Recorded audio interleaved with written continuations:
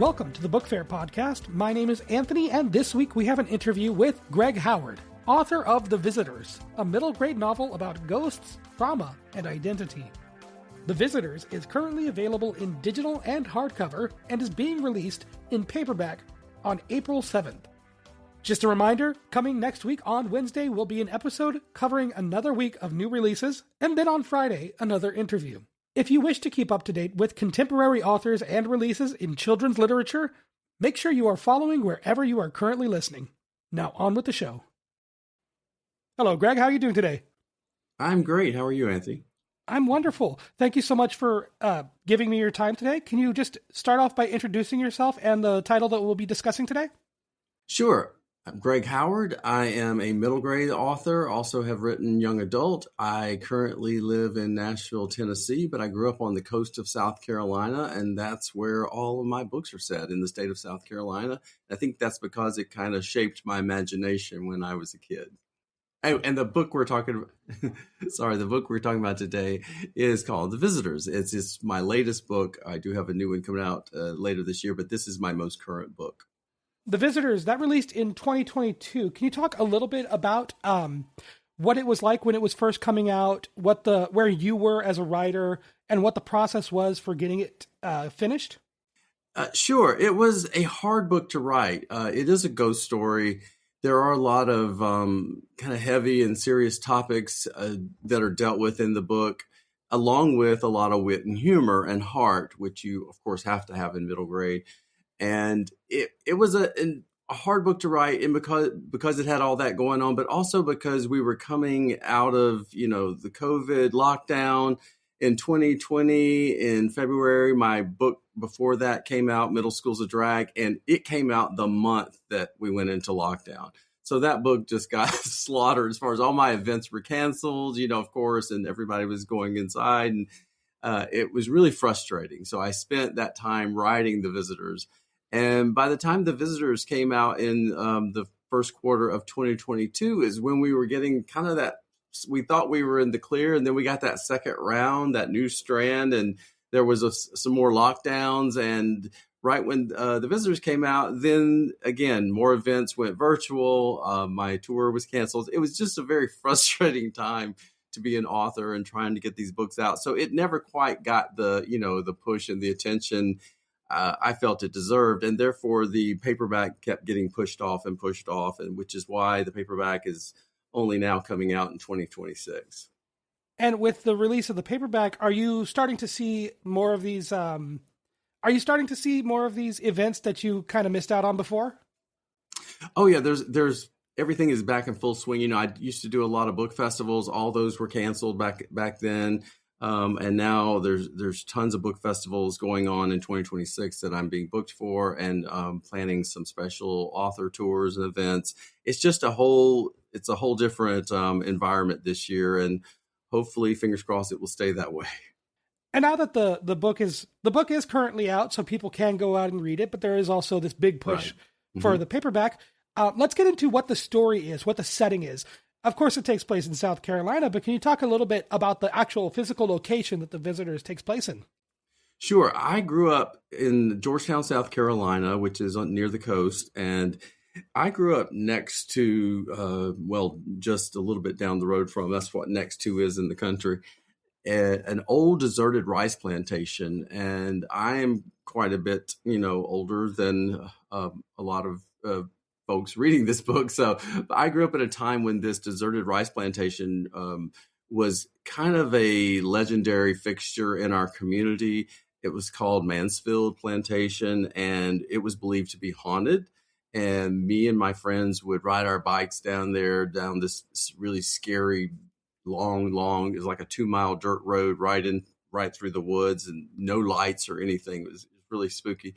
We would ride our bikes down there and explore this old rice plantation without really any context that I have today, of what that place really was and what it meant. To us, it was just kind of a cool little playground, We really didn't have the knowledge or the history to know, what went on there, and, the lives that just had terrible, terrible experiences there. That was completely foreign to us. But as little kids, our imaginations ran wild. We felt like we had some haunted experiences there. So it's always kind of stayed in the back of my mind. And I wanted to write a story set on this plantation. And I called it Hollow Pines. And the story opens with the spirit of a 12-year-old boy who is stuck on this plantation. His spirit is stuck there. He doesn't know how long he's been there. He doesn't know why he's stuck there. He doesn't even remember his name. He doesn't remember how he died or anything. And his little chosen family there on the plantation are the spirits of the other people who are stuck there. There are some spirits of enslaved people. There are some spirits of the former plantation owners. And the story kind of gets kicked off when these modern day kids, again, he doesn't know how long he's been there, they show up doing a podcast about a missing boy, a boy that went missing many years ago named Will Perkins. And that name kind of registers to him. And he knows that he used to know Will. He knows that something bad happened to Will there on the plantation. And he knows that he had something to do with it, but he can't remember what. So he starts following these kids around to try to figure out the mystery of Will Perkins and what his part was into it, played into it. And hopefully they can help him figure out how to move on. And you mentioned these young people that are making a podcast. They're doing it for a school project, media fair. And I think that highlights a very interesting dynamic between where you were when you were growing up and the stories that inspired the writing of this book and where we are now with young people having access to new technology and information. You said that you were lacking the context of the historical significance of the rice field plantation. Do the young people that are coming to record this ghost story podcast, are they fully aware of the historical context, or are they looking at this like this is their chance to do a true crime ghost story podcast for a school project?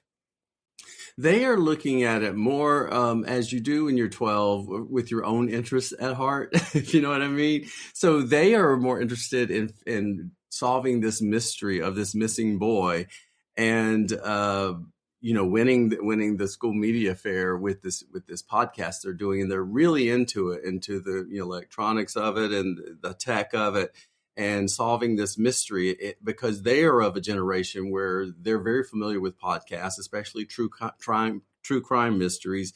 So that is something that really excites them. They are a little more aware of the history of this place than our main character, but because when he went missing, it was in the early 70s. So again, his knowledge of the history here was just about when I was close to that age, not that age exactly, but we just weren't taught in school, at least where I'm from. We weren't taught what really went on at plantations. It was all this rosy antebellum kind of very romanticized view of plantation life. There was nothing.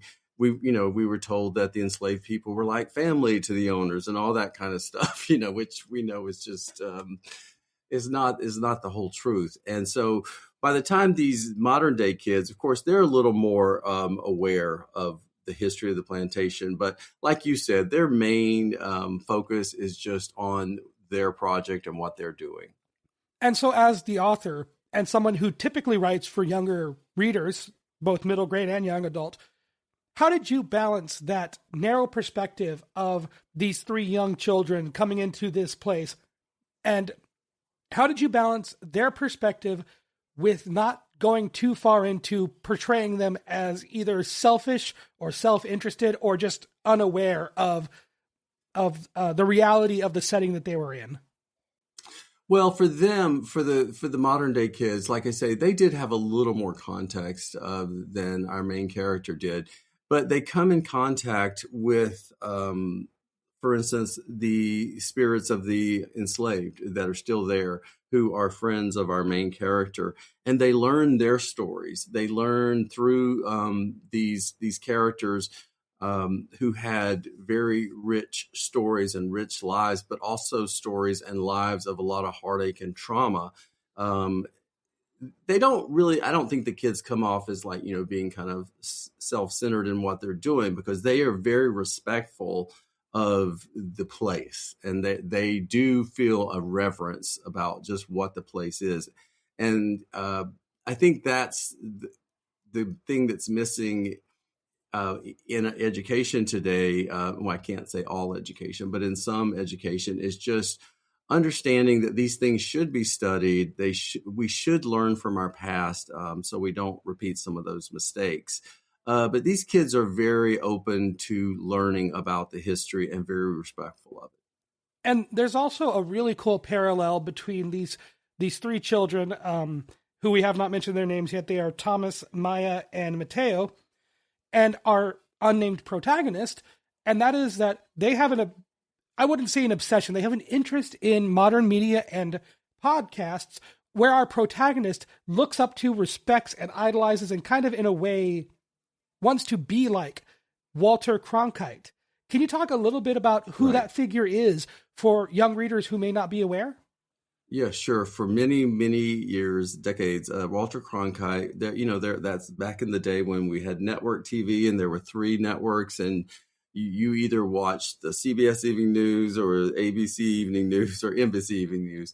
And Walter Cronkite was the main anchorman for the CBS Evening News for decades. And he was the anchorman through many, many very historic moments in our nation's history, from the assassination of JFK to the civil rights movement. And when I was a kid, every single night, that's what the whole family had to sit down and watch, was Walter Cronkite, CBS News, And he always, he was an older white guy, and he always had this really calm kind of demeanor. And no matter what craziness was going on in the world, his job was to deliver the news. And it's almost like he knew that my job is to give us, with a steady hand, just to tell the people what's happening. Whereas today, on any of the news programs that are out there, it's more emotional, it's more slanted, but his was to just let you know what's going on.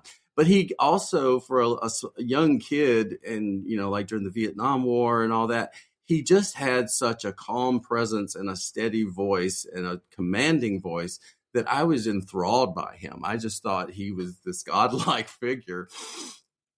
So I wanted to kind of use that with my main character, the unnamed protagonist. He is obsessed with Walter Cronkite. He had always wanted to grow up to be an anchorman like Walter Cronkite. He even says, that's a real job. People get paid to do that. He thought it was so cool. And so he does mention times at different times throughout the story, some of the pivotal moments in history that he witnessed through the eyes of Walter Cronkite, such as, things going on in the Vietnam War and Kent State University and Dr. Martin Luther King's rise and assassination and JFK, all these, the moon landing, he talks about all these events that he experienced by watching Walter Cronkite and how that shaped his life. So when these kids show up and they kind of have this newsy feel to them, and one of them is trying to be, Thomas is trying to be like the anchorman of the podcast, he gets very interested, very fascinated with these kids and what they're doing. And let's go a little bit into who these people are and the story that they're uncovering, because I feel like that's where The Visitors really breaks into not just looking at the historical significance of the plantation, not just the social implications of the relationship between the slaves and the masters of the plantation, but also more of the social relationships between the characters, because we're looking at the story that they're studying, what we as the readers know looking back into the past through flashbacks in the book, as well as how that compares to Maya. And let's talk a little bit about the LGBTQ themes that are present through the Visitors. Well, our main character, he recounts experiences of having feelings towards other boys when he was younger, and how that caused a problem for his father, who was not was not at all accepting of anything that he deemed not to be manly and masculine. And so there was a lot of tension between him and his father. There was also Will Perkins tells the story in flashbacks about his best friend and how he was attracted to his best friend, and they shared an innocent. Well, they didn't even share it. He talked about how he wanted to kiss his best friend, and how that kind of steamrolled into some issues for Will with that friend, who initially seemed to be loving and accepting, but eventually turned out he wasn't. So the protagonist does feel like kind of he feels like he has something in common with Will Perkins in that way. And then there's also the character of Maya, who is twin. She's Mateo's twin, and she is a trans girl. And it's interesting because I tried to look at it, when I'm writing a main character, I have to stay in their point of view, and I have to see things through their eyes. And our main character, having gone missing or died or whatever in the early 70s, he wouldn't have had the language, especially growing up in that area, because I didn't have the language. He wouldn't have known the word trans at that age in the early 70s. He just sees Maya. He can recognize that she's kind of got a bigger frame or whatever, but to her, she presents as a girl. So to him, she's a girl. It's that simple for him, which I kind of love. It kind of breaks it down and helps kids that age understand that, how someone is presenting themselves is just who they are.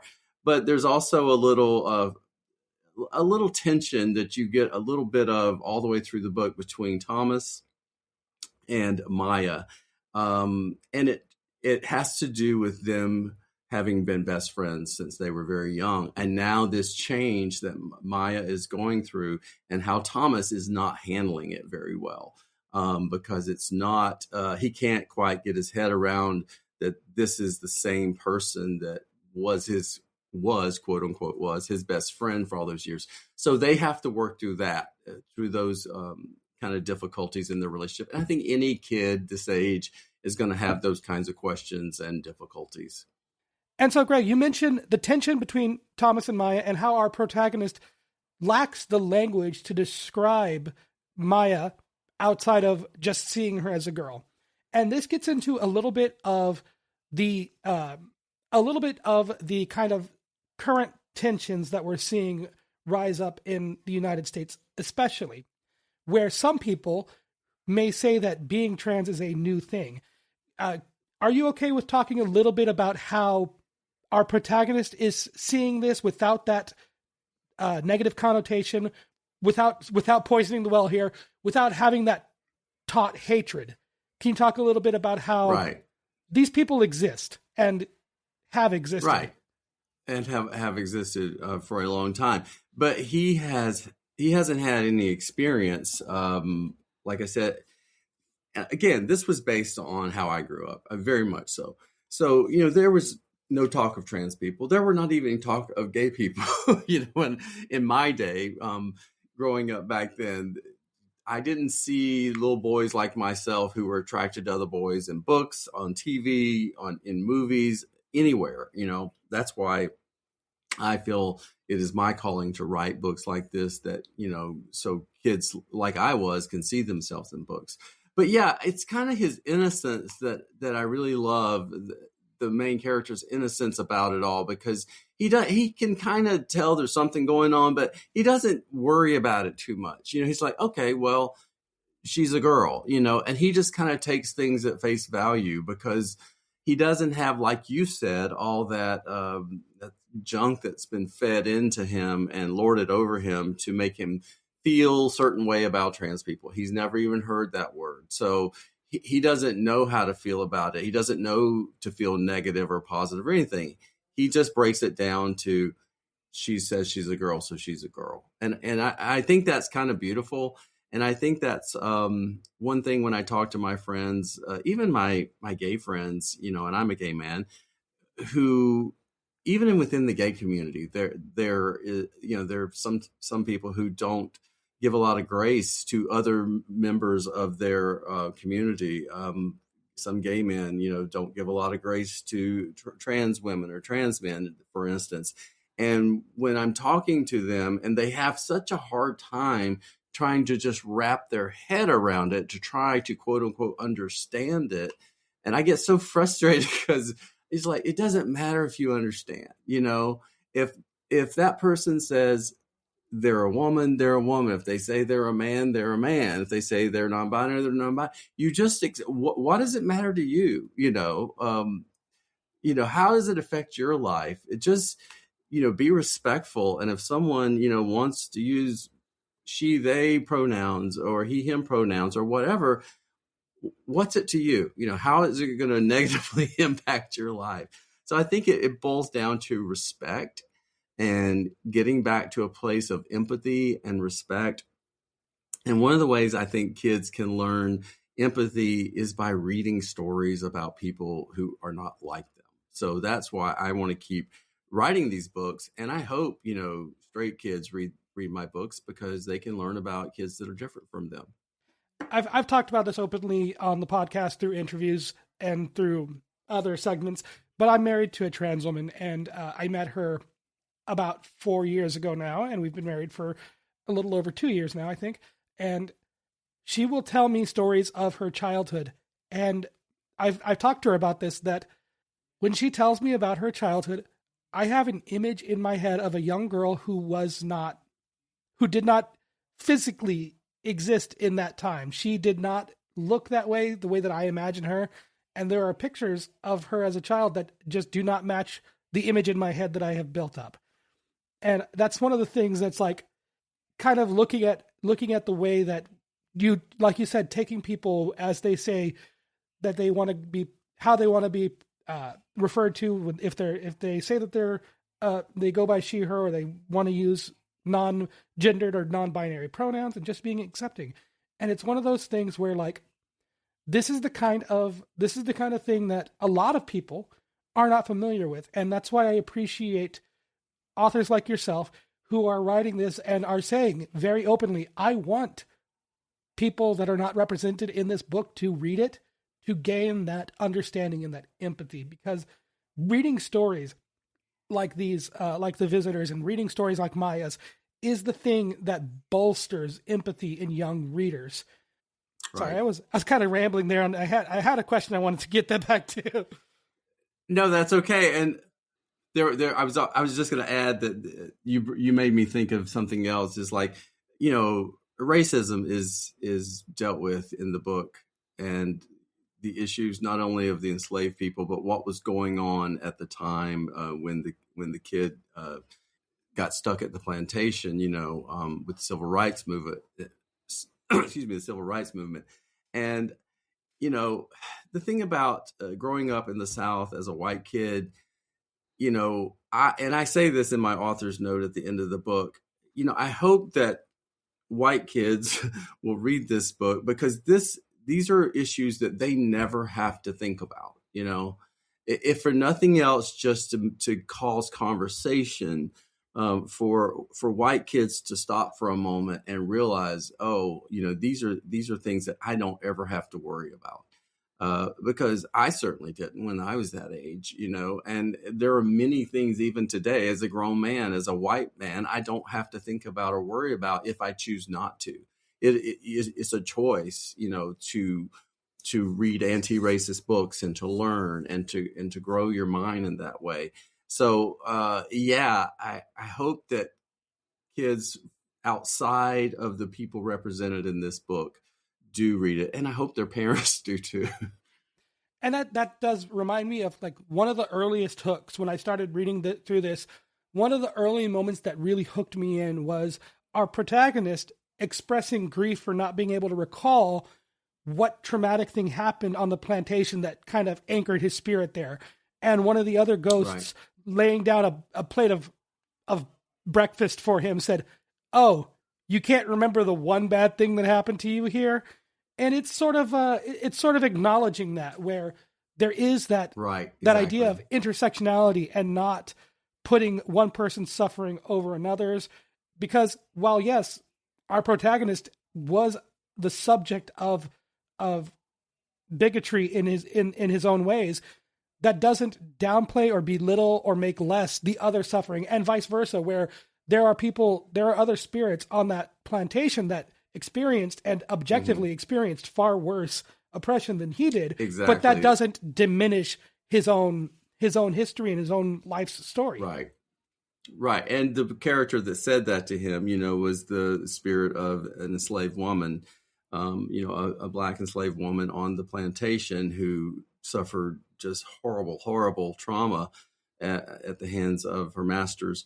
And he has this one thing that he's focused on. And it's kind of a moment for him to realize, how nice for you that you can't remember that one bad thing, And like you said, not to diminish his trauma, because there was trauma, but it just makes you stop and go, oh yeah, she experienced a lot.